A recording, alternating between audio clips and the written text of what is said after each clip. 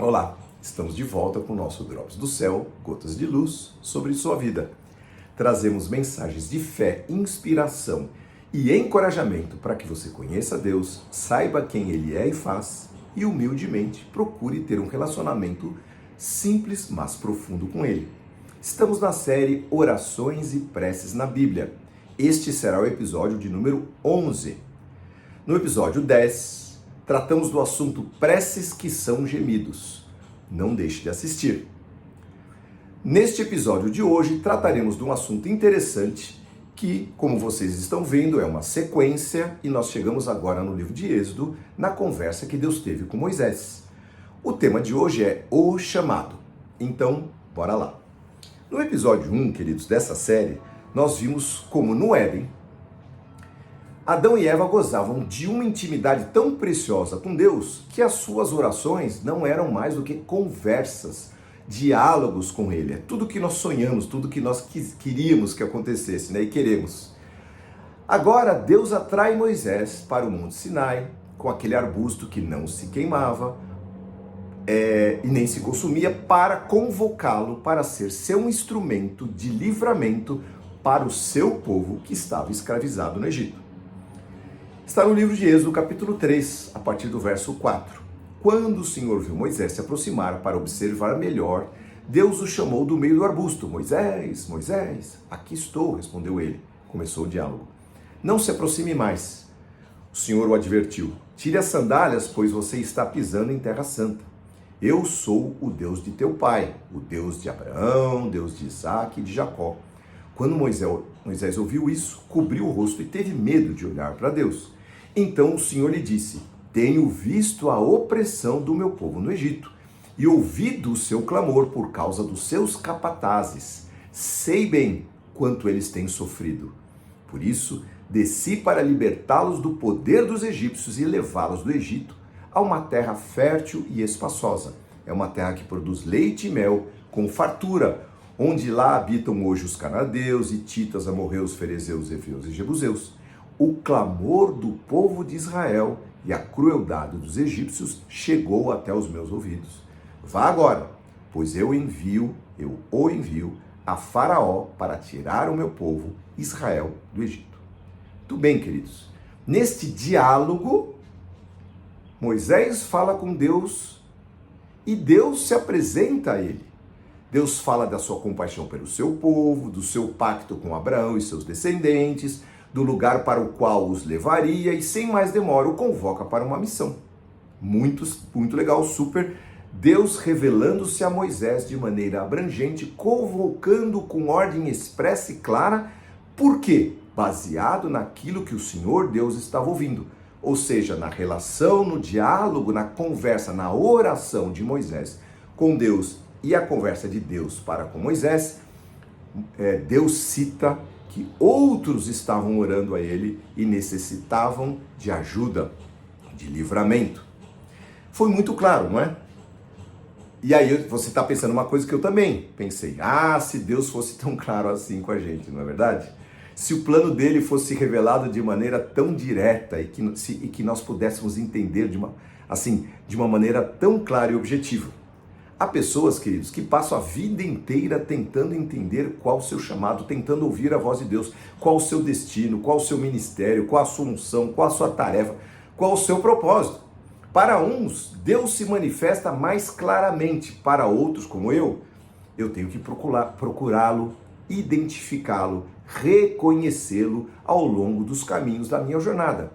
Deus me mostra sinais, coisas que acontecem ao meu redor e tá tudo bem. Esta é a maneira com que Deus trata comigo. Toda vez que eu descubro nesses detalhes o carinho de Deus em cada situação, em cada bênção ou em cada prova, eu o louvo e agradeço, pois descubro que Ele sempre esteve ali, bem próximo, e que neste diálogo entre Ele e eu, o cego e o surdo era eu. Pois é. Provérbios capítulo 3, verso 6, diz assim: reconhece a Deus em todos os teus caminhos, procure enxergá-lo em tudo que acontece, e Ele endireitará as tuas veredas. Que o Senhor tenha endireitado as minhas veredas, graças a Deus. Bom, a explicação veio, o chamado, e de repente caiu a realidade com Moisés. Quem?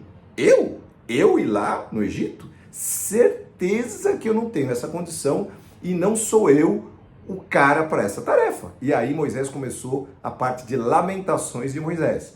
Manda outro. Lá eu sou procurado. Lá eles estão, eu sou um fora da lei. Acabei de chegar de lá, Deus. Aí o Moisés começa a contar para Deus. Deixa eu te dizer uma coisa. Eles não vão me escutar. Nem o povo, o teu povo de Israel não vai me escutar. E muito menos os egípcios vão aceitar libertar os seus escravos. Eu conheço bem o povo teimoso, Deus. Olha, nem me manda. Faraó então, boca brava.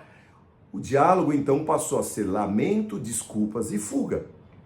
No caso de Moisés, Deus pacientemente falou do seu poder, da sua presença e do seu nome todo-poderoso que ia acompanhá-lo. O grande eu sou, está lá no verso 11 em diante. Deus diz, eu estarei com você, Moisés. Este é o sinal de que eu sou aquele que o envia. Depois de você tirar o povo do Egito, vocês adorarão a Deus nesse monte. Então, assim como você fez esse trajeto de atravessar o deserto para vir aqui, você vai fazer de novo, só que com o povo, ok? Moisés disse a Deus, se eu for os israelitas e disser o Deus dos seus antepassados me enviou a vocês, eles perguntarão, qual é o seu nome? O que devo dizer? Deus respondeu a Moisés, eu sou o que sou, diga ao povo de Israel, eu sou, me enviou a vocês, o Deus Todo-Poderoso, Jeová. Deus também instruiu Moisés, diga ao povo de Israel, Jeová, o Deus dos seus antepassados, o Deus de Abraão, de Isaque e de Jacó, me enviou a vocês, este é o meu nome para sempre, o nome pelo qual serei lembrado de geração em geração. Ok, até aí tudo bem, só que Moisés não desistiu, ele não queria ir mesmo para o Egito. Moisés, então, fugindo, o diálogo virou Moisés fugindo e Deus confirmando que era ele mesmo. Lembrou Jonas, lembra da história do Jonas? Deus então fez da vara de Moisés uma serpente, mostrou sinais sobrenaturais para aumentar a confiança de Moisés e assegurar que ele podia ficar tranquilo que Deus estaria com ele. Ou seja, vai na tua fé, meu querido, porque eu sou quem vou libertar o povo. Você é um instrumento nas minhas mãos. E aí Moisés apelou, né?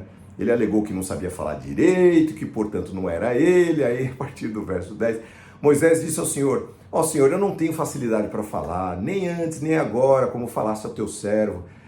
Não consigo me expressar, me atrapalho com as palavras, vou falar bobagem. O Senhor perguntou a Moisés, quem forma a boca do ser humano?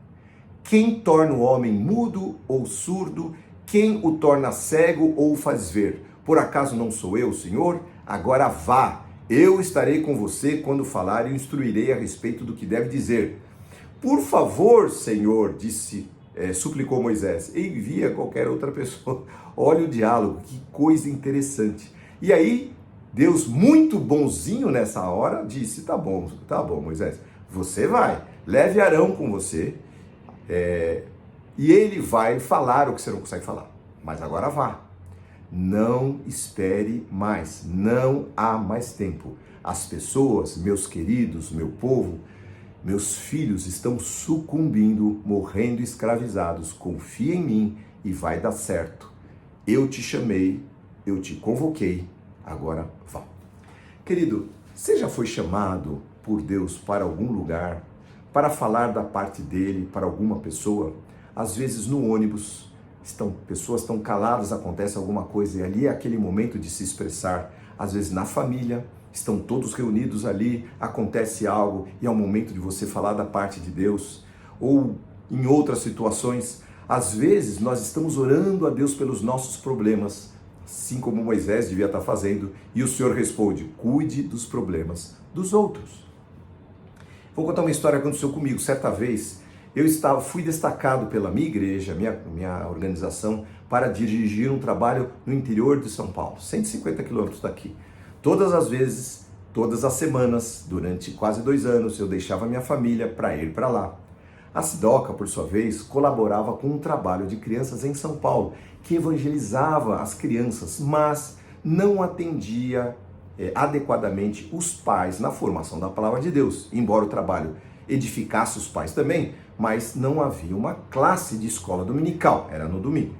Preocupado, eu comecei a orar a Deus, procurei o líder dali para expor o problema, pois eu estava orando pelas crianças e pelos adultos daquela igreja, da qual eu não era líder, eu não tinha parte. O irmão na época viu que meus sentimentos eram sinceros e não teve dúvidas. Me escalou para também ser professor de escola dominical ali, naquela igreja, lá no Tatuapé, aos domingos pela manhã. E de lá eu deixava minha família e ia para o interior dirigir a igrejinha que se formava lá. Isso aconteceu durante quase 2 anos. Para mim foi um sufoco, mas eu orei a Deus, entendi que era um chamado dele e resolvi obedecer. Foi um tempo de grande provação e esforço, tanto para mim, que trabalhava, já tinha minha empresa, tinha que trabalhar durante a semana, corria, e final de semana era essa loucura. Principalmente para minha esposa, mãe de 3 filhos meninos pequenos que demandavam muitos cuidados e muita energia. No entanto, queridos, muitos frutos, muitas pessoas, muitas almas sedentas perdidas foram alcançadas, foram salvas nas 2 localidades. As igrejas estão de pé, o povo está lá, as pessoas foram atendidas, mas principalmente o chamado do Senhor Deus para a minha vida naquele momento foi obedecido. Os frutos foram alcançados, na maioria frutos que eu só conhecerei na eternidade. Jesus, quando chamou seus discípulos, através daquela pescaria que eles pescaram e os barcos quase afundaram, aquilo foi um sinal. Da mesma forma, ele fez uma convocação imediata, um chamado ali. Aquelas pessoas estavam ali pescando, enxugando as redes, ouviram aquele sermão de Jesus Cristo na beira daquele mar, foram convocados por Jesus e deixaram tudo e o seguiram. Eles não questionaram no caso aqui. A presença de Jesus ali era tão marcante, tão poderosa, que não houve discussão, somente convicção e obediência. O próprio Mateus, Jesus passou lá e falou: Mateus, segue-me. Mateus largou tudo e seguiu.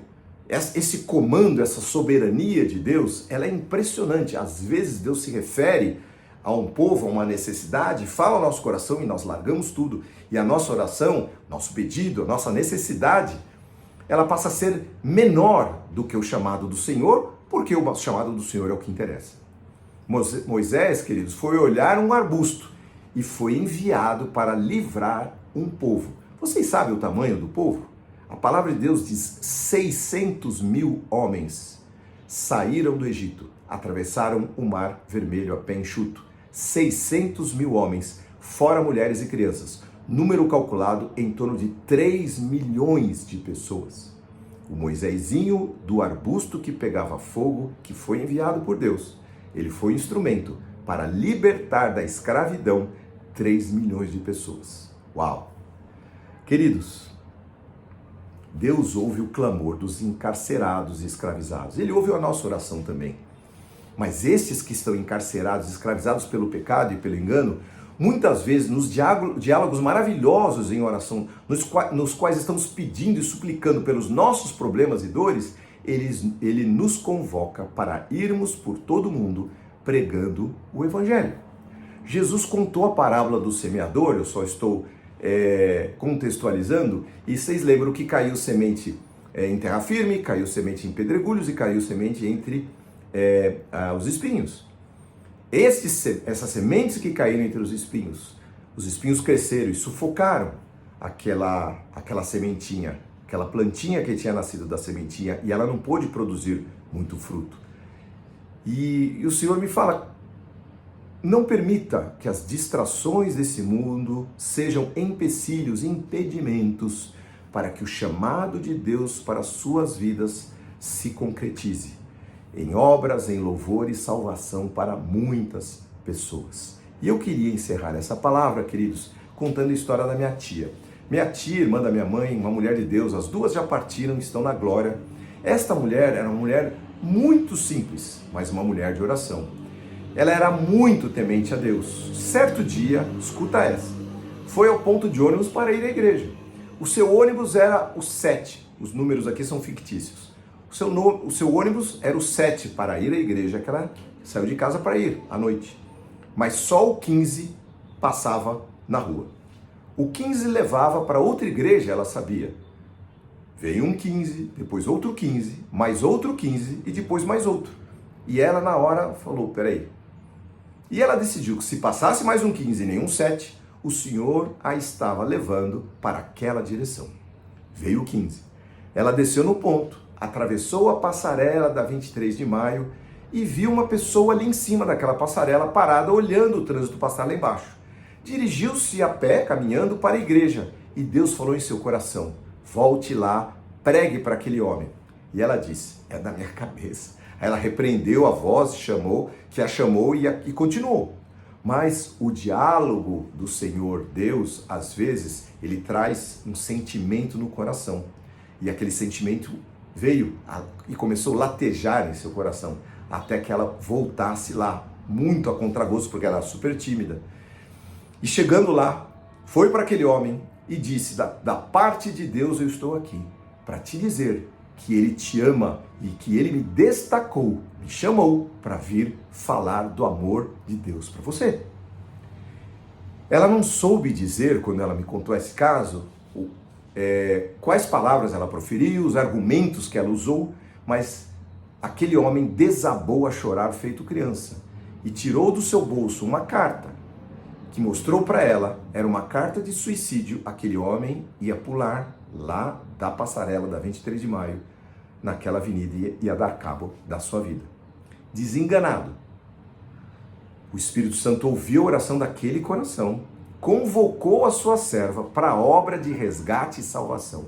A oração e o diálogo daquela mulher com Deus, a intimidade que ela tinha, salvou a vida daquela pessoa. Certamente minha tia tinha muitos problemas que precisavam ser ouvidos por Deus, e que foram, porque Deus é fiel.